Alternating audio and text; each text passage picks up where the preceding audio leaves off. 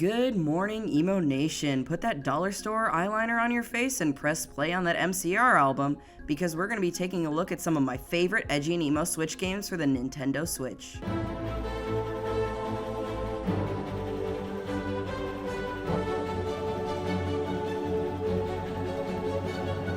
Hollow Knight, the metroidvania for bugs.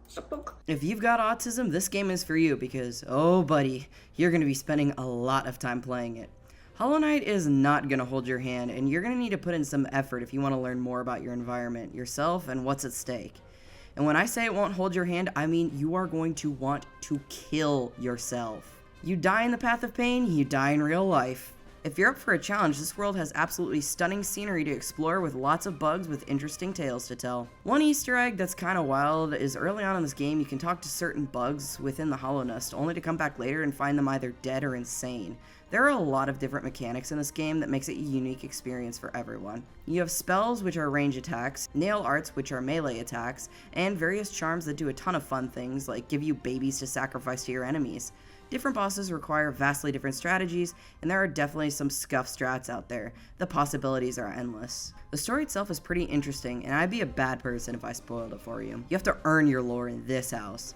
Despite being a Metroidvania, there's a surprising amount of extremely difficult platforming sprinkled throughout the game. A lot of these platforming areas lead to unlockable charms, grubs, and other items that would help you power up, so it was well worth it. The most notorious platforming area, known as the Path of Pain, leads to a cutscene with a crucial piece of lore.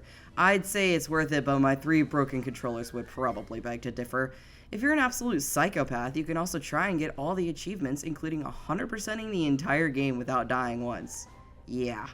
Imagine getting the final boss just to die once and being like, well, gotta start the whole game over. I think I just ended all right there and permanently changed the trajectory of everybody's life living in my apartment complex. The best part of this game by far is definitely the journal entries you make of your enemies. They're absolutely fucking relentless and unnecessarily mean. If you like bugs, have a lot of patience, and like grimy aesthetics, you should check out one of my favorite games of all time.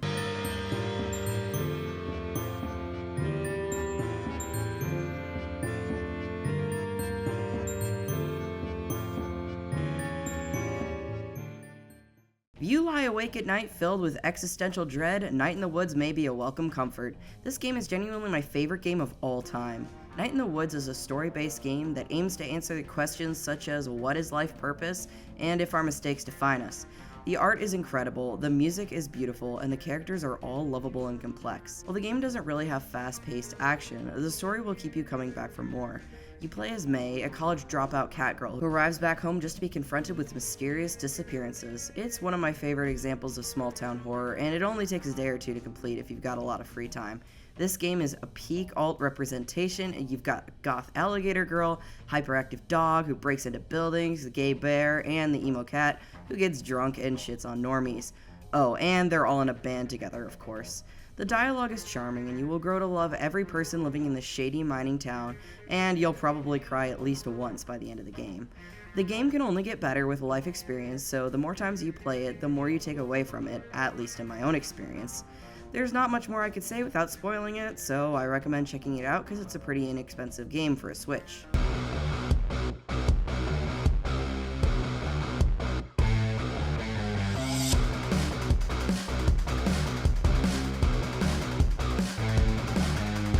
Speaking from experience as a breeder, axolotls will viciously consume anything, and I mean anything. Pellets, your fingers, even their own siblings. Like most unsold crap at Hot Topic, AK Axolotl, AK Zolotl, whatever, looks adorable but is surprisingly twisted. A roguelike twin-stick shooter with solid shooting mechanics, you know what to expect. Grind through dungeons, unlock more weapons and perks. Meanwhile, some upgrades are only obtainable by sacrificing your child happiness? Wow, parenthood sure is easy. Alongside shooting, the game has light childcare gameplay. You'll find and raise more baby axles, making them happy with playtime and food, and make them playable too as characters.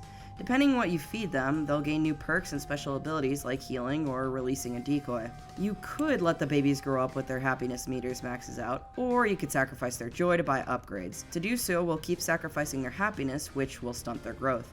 I first felt guilty until I realized that just like me, they could just sleep off the depression and be back to normal.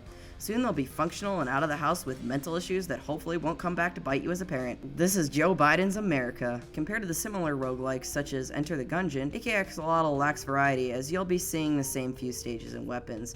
You gotta pay for more variety in the shops. It just came out, as the developers are promising a roadmap of new content. While it could use more weapon variants, the shooting mechanics are spot on for every repressed bully victim.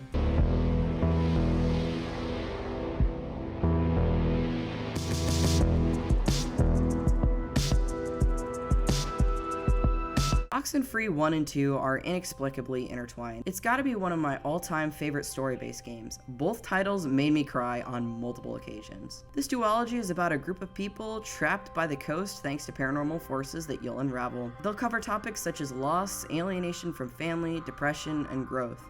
With tons of dialogue, your choices absolutely matter until the end. Your options will grow harder and more ambiguous till you realize there aren't always right and wrong choices. The fate of yourself and those around you is your choice, as you'll maybe discover more about yourself. Oxenfree's locations are very grimy and liminal. The first game encapsulates what it's like to be a teenager, and the second for becoming an adult. All the random lore dumps from selectable assets will enhance the world building, though sometimes selecting objects are kinda finicky. My other complaints are slow loading times and slow walking speeds. The experience isn't ruined by these, but those with short attention spans should probably look elsewhere. I'd love to make a full video on both Oxenfrees at some point, with an in-depth analysis on lore and the psychological and existential implications of them, so reply in the comments if you'd be interested in seeing that.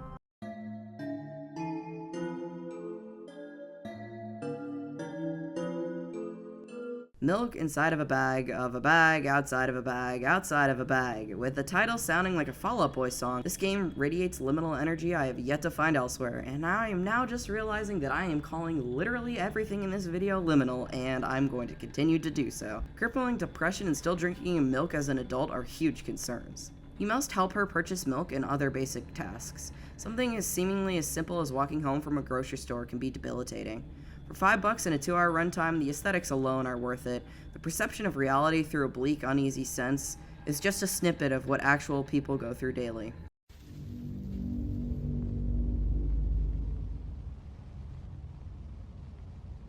Waking up in the middle of the forest with no explanation, Limbo has kid puzzle platforming through purgatory just like Dean Winchester in that one season of Supernatural. This game is not nearly as gay, in case you're wondering though. You gotta get through physics-based challenges and instant kill deaths. It's a lot of trial and error, leading to skyrocketing child mortality rates higher than an Obama administration drone strike. At least we don't gotta pay for his college now. The kid starts out innocent, but this red state upbringing will harden him up.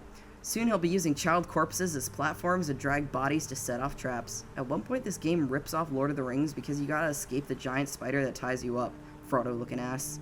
This once horrific spider boss will lose its limbs as the child rips off his legs one by one and jumps on its body, resembling Randy Marsh's scrotum. Reminds me of the anime Bleach. I didn't watch that shit, but I remember all the girls stepped on that guy's scrot. Something I dream about doing to men every day. Big 3 of anime my ass. The mix of platforming and action keeps up the momentum where you'll quickly learn how to do better. There's no direct story as you gotta interpret what's become of this miserable world on visuals alone. Unlike Supernatural, which was inherently miserable. Still can't believe they blue-balled us with Destiel. Fuck you, CW. If you thought Grand Theft Auto and Skyrim was missing child death, Limbo can fill that much-needed void. But like most child mortality, the game is short and the ending comes out of nowhere. If you played this game on the PS3 when it debuted, no you didn't, because this video is about games that are available on Switch. Cry about it.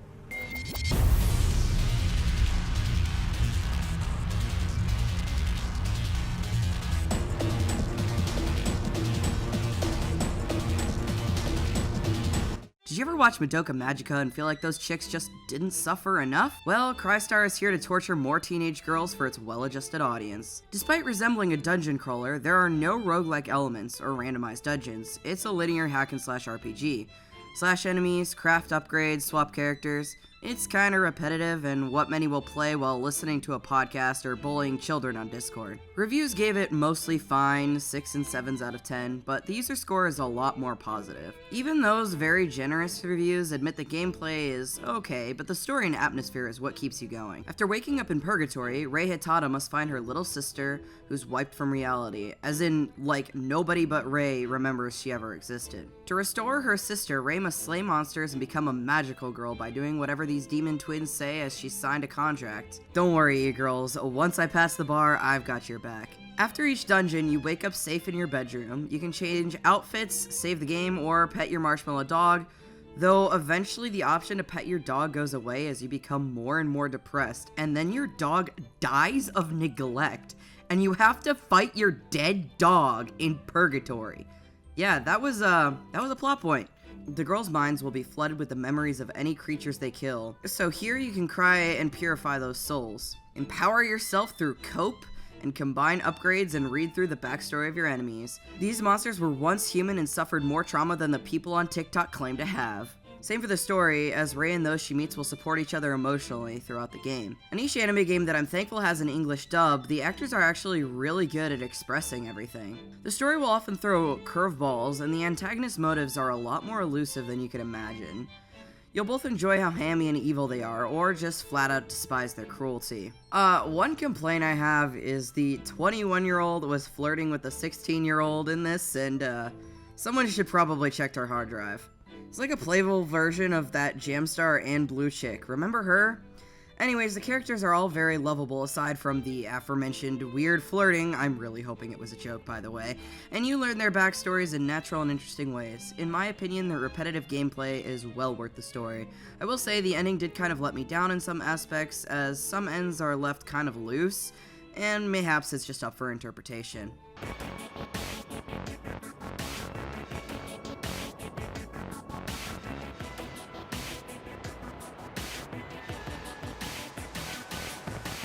Last but not in any way least, we have Rainworld. This game is pretty cryptic. There's no dialogue, no official story, only survival. Kinda reminds me of my 3 a.m. drunk escapades in the woods. Run from shelter to shelter and avoid the rain. I have a love-hate relationship with this game, and it's kinda toxic for me. I love the aesthetic, the art, the music, everything. I love the premise too, and in general, for the most part, I love the gameplay. But there are parts of this game that are incredibly frustrating, and I wish just weren't a part of the game. If this game was on DS, I would have ripped it in half. Something about ripping a DS in half after losing to some bullshit just seems so satisfying. There's an entire portion of the game that's just basically pitch black, and you have to feel your way around. I did not enjoy this at all, and had to take frequent breaks because I was getting bored. I didn't feel like I was exploring, and there was no cool art to look at. This entire section just sucked. Another issue I have with this game is that there are certain shelters you emerge from that only have one exit, and if there's a predator there, it kinda sucks. Sometimes you're in a squeeze and you literally just have to wait for the predator to leave. I do not like the waiting portions of this game. I also think it's kind of a bad mechanic to have some spots you literally have to wait in when there's a timer for when the rain is gonna come, so not only are you bored while waiting, but it's also fucking you over. The map is also kinda ass to look at. It's 3D and kinda convoluted because of the pipes.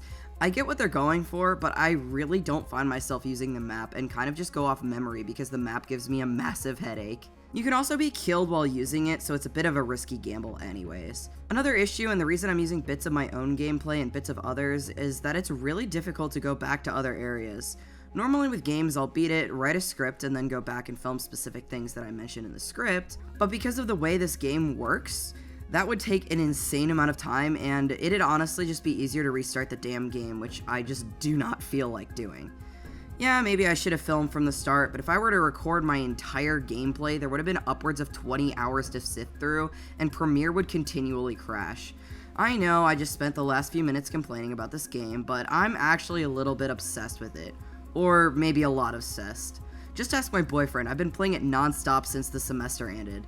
I'm sorry for neglecting you, Pan Pizza. Returning viewers know that the aesthetic my little YouTube Sona is in abandoned buildings, photos and videos I actually took myself. This game captures the essence of those abandoned buildings perfectly, and it makes me beyond happy. The art for this game is absolutely amazing. The music is incredibly liminal, and I actually love listening to the soundtrack while working on other stuff or going on walks in the woods. I also love the protagonist, Slugcat. Look how adorable they are. Literal autism creature. I also do, for the most part, enjoy the gameplay. You always gotta be alert for predators, but you can't necessarily take your time either because of the rain. It's surprisingly fast-paced for a Metroidvania because of this mechanic, and is incredibly unique because of it as well. There is really nothing out there like Rainworld. There are also other scavengers who will help attack other predators for you, but if you attack them or fuck them over, they'll attack you too. You got different levels of reputation with them, and how you treat them will heavily impact your gameplay, sorta like Minecraft villagers. There's also a story told through cryptic flashbacks, but I don't really feel like spoiling that.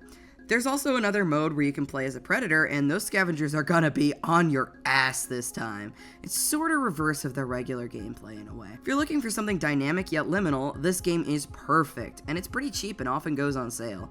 There is a ton to explore, and it's easy to immerse yourself in the rain. I'd love to cover more games in the future, not just for Switch, but I've also got PlayStations, Xboxes, Wiis, handhelds, and a PC. So feel free to recommend any game on any system, and I can check it out. Oh, also, I've recently started a podcast with my friend Sherry called The Fruitcast, where we talk about anything from video games to cartoons to politics to internet drama to crazy stories.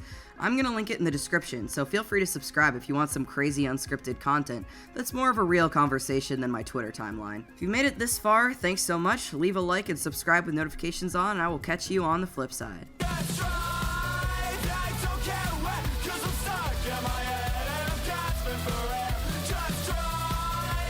Don't give a fuck, 'cause I'm stuck in my head and it can't get enough.